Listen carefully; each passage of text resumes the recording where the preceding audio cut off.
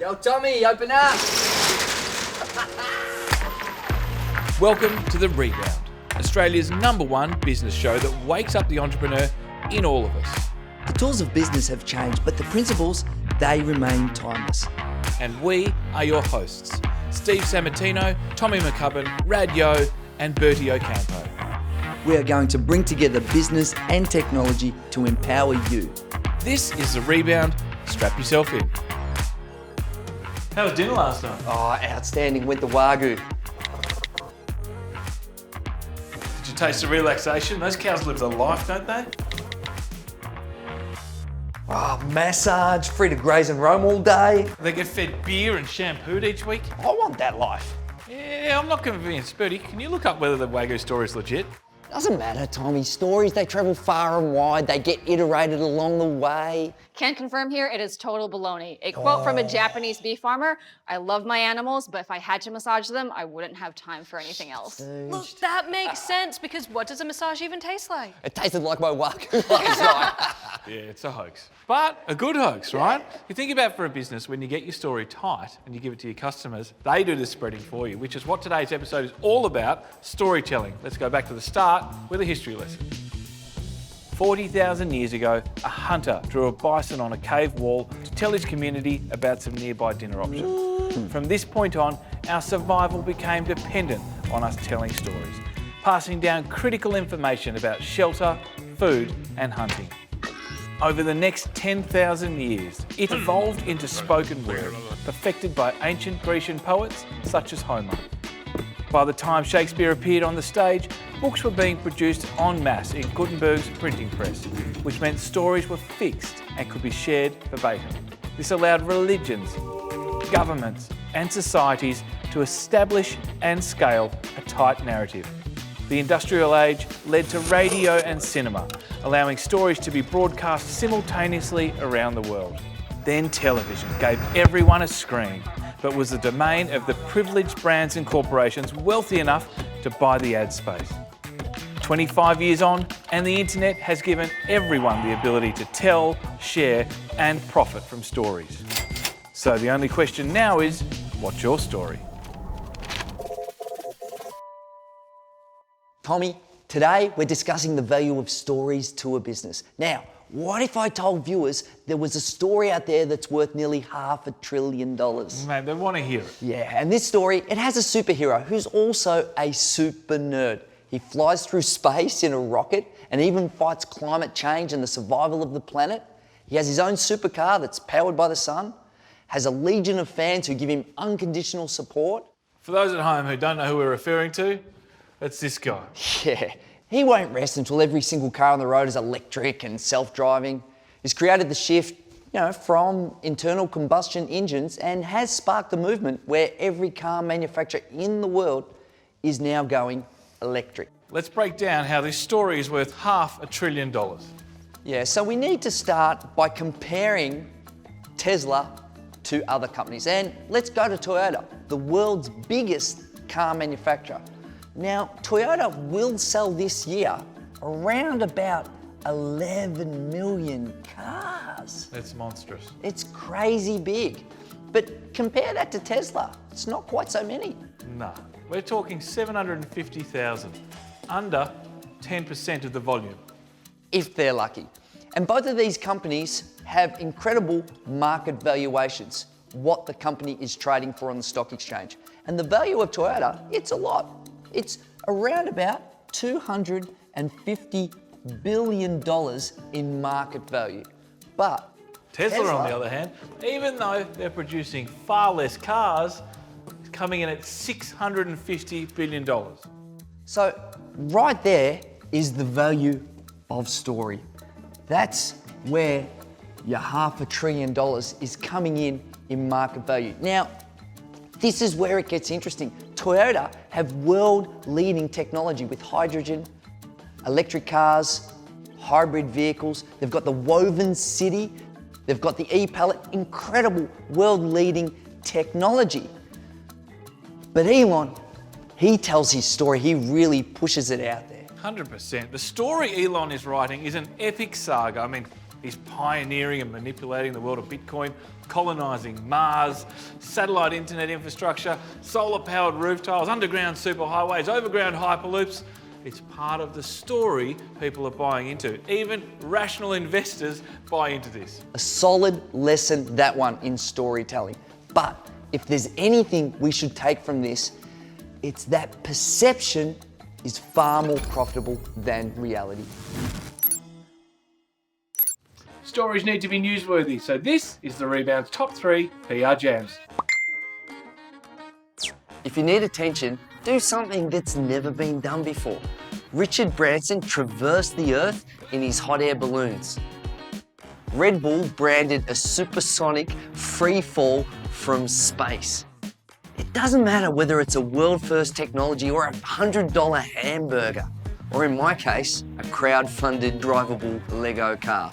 Firsts are both affordable and noisy.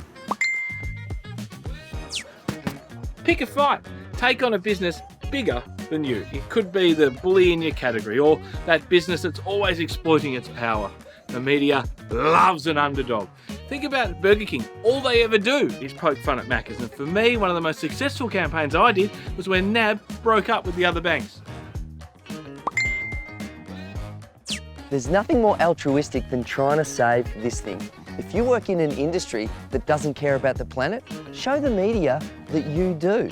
Now, it can't just be talk, it's got to be real action. And no brand springs to mind more than Greta Thunberg. Now, she's had more PR than anyone on the planet. That's because she's actually trying to save it. After the break, we meet a company that has a story so big their customers are their only marketing channel. We'll see you then.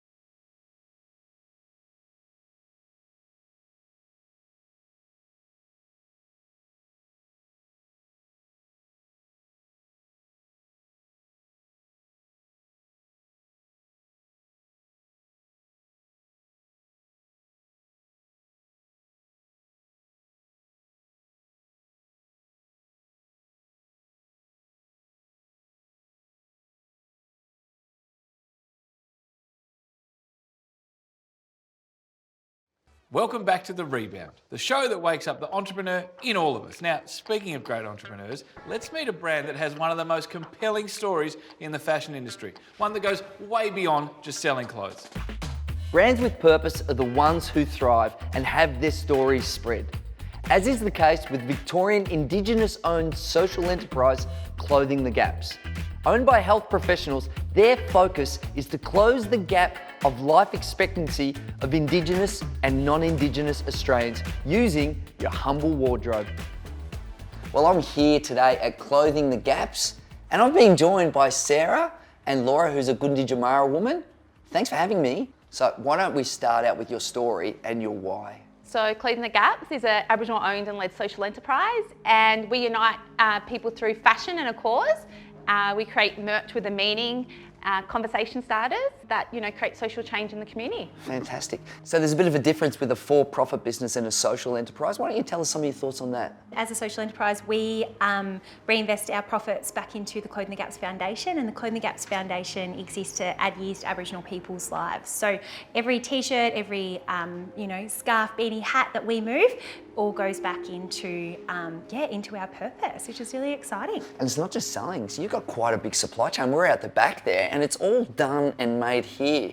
Yeah, so we're an Ethical Clothing Australia accredited business, so we're the first Aboriginal business to have that accreditation. So we produce as much as we can locally in Melbourne, and then we ensure that every single piece of product that's made in Australia has that Ethical Clothing accreditation, which means everyone's really well looked after in the process.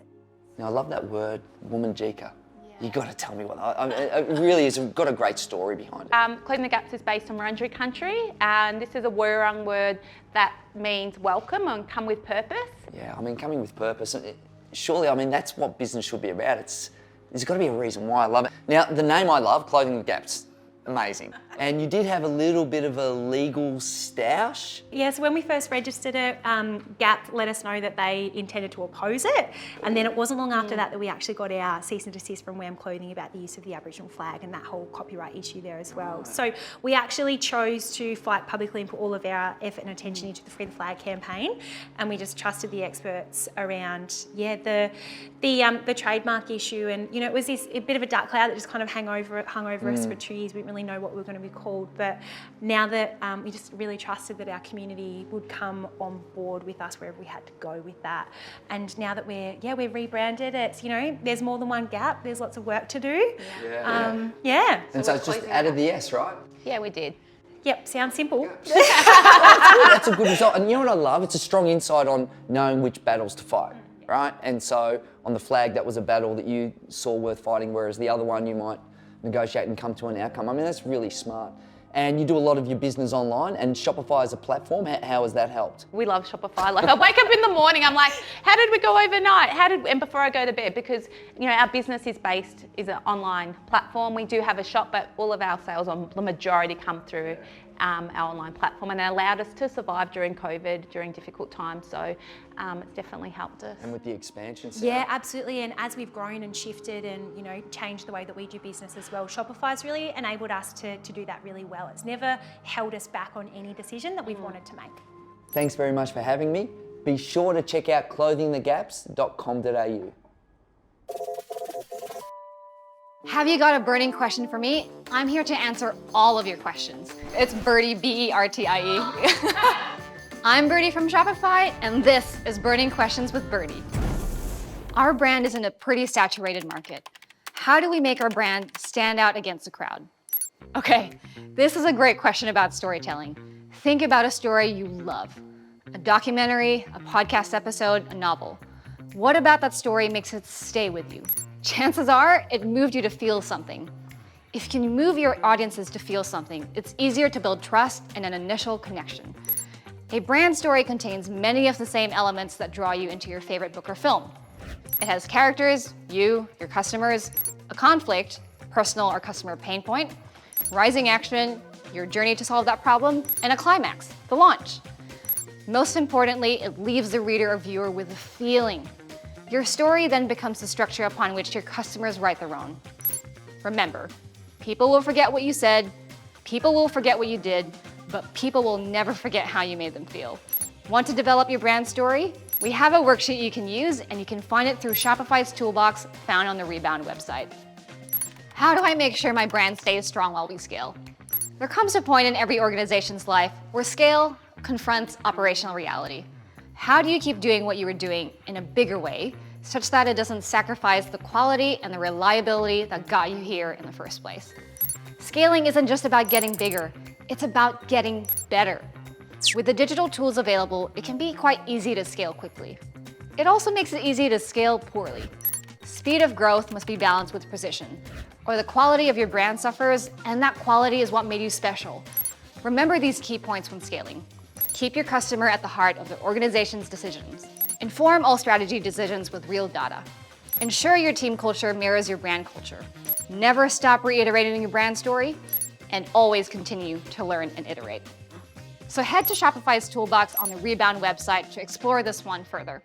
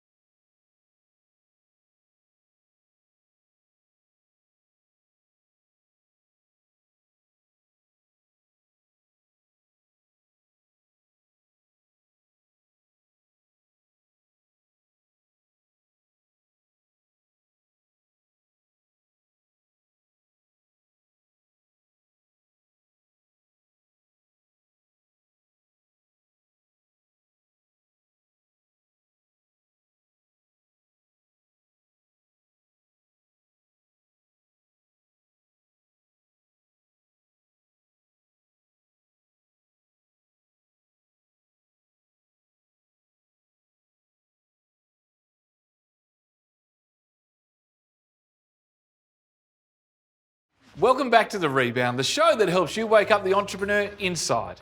This is the segment where we get you off the mark from 0 to 1. This is Fast Track Hacks, powered by Optus 5G. Write a press release from the future. What story do you want to tell about your business in 1, 3, 5, 10 years' time? Do you want to win awards? Would you like to expand into Asian markets? When you read the story from the future, it galvanises the vision and gives you something to build toward. Do, don't say. People will remember what you do, and that becomes the story. Put your principles into action.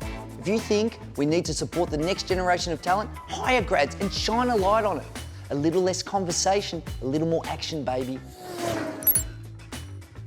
Repetition of key ideas are powerful because they stick in the punter's mind.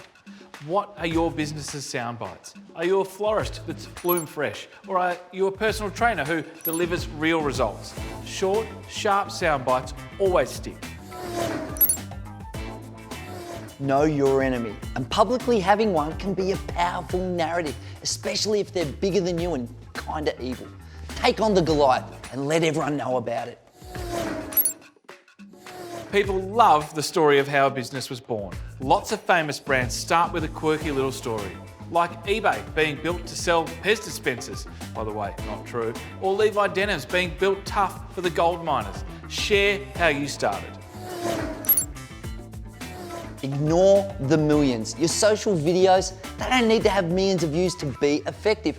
What matters is that your target audience sees it and values it. Unless you're selling to millions, don't focus on the millions. Here's a clever hack made possible by Optus.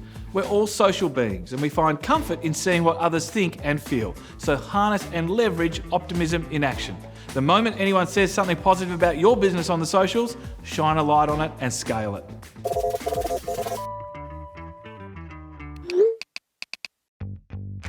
Speaking of stories, this is a press release. Now, this is the lifeblood of the public relations industry. A short story that you want to get out there. This is a great skill writing these. It forces you to consider, refine, and build contacts in the industry. There's a template for press releases on the Rebound's website.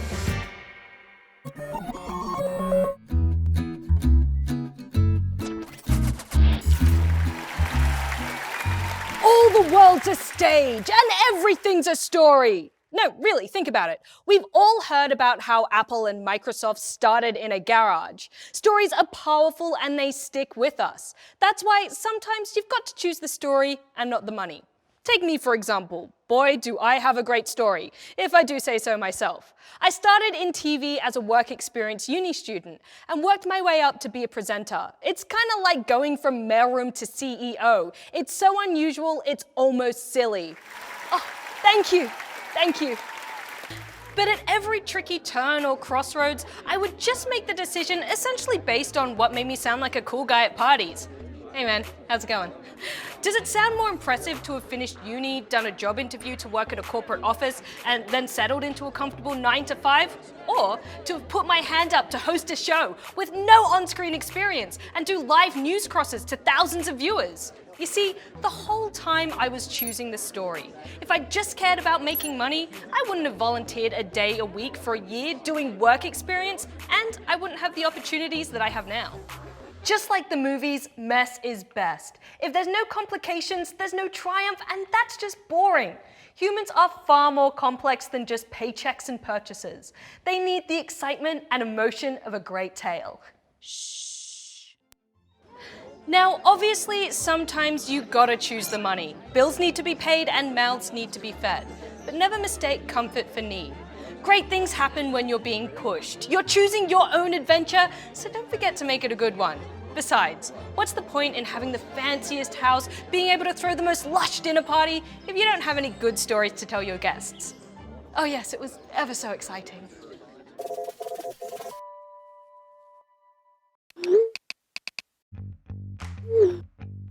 A tour of the Boeing factory in Seattle, a chocolate factory for a real-life Willy Wonka experience. Industrial tourism is huge. I went to New York to the NBC set and did the Seinfeld Kramer door entry. Gold, Jerry.